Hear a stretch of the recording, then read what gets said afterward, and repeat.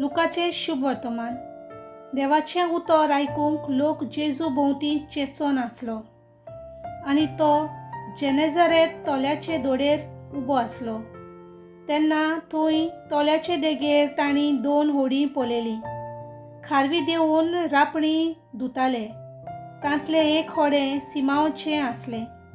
ताचेर तो चडलो आनी ते तोडीक लावन मातशें पयस व्हरूंक ताणें मागलें आनी होड्यार बसून थंय थावन तो लोकांक शिकोवन दितालो.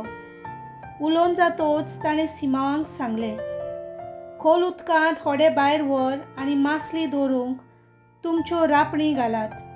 ताका जाप दिवन सिमांवान म्हणलें, गुरुजी, रातभर आमी कश्ट केले पूण आमकां कांयच सांपडलें ना. तरी पूण तुज्या उतराक हांव रांपोण घालतां. अशें केल्या उपरांत तांकां इतली खूब मासली पडली की तांच्यो रापणी पिजूंक पावलेल्यो आनी येवन आपणाक आदार दिवंक दुसऱ्यांक होड्यांत आसलेल्या भागीदारांक तांणी खुणा करून आपयले. ते आयले आनी बुडूंक पावसर दोनूय होडी भरली. ते पोलेना फुडें सिमांव पेद्रून जेजूच्या पांयां पडोन म्हणलें, म्हजे सोरशिल्लो पेल्यान सोर सायबा, हांव एक पातकी मनीस. तो आनी ताचे बरोबर आसलोले तितले पडलोली मासली पळोवन सारकेच तोटाकले.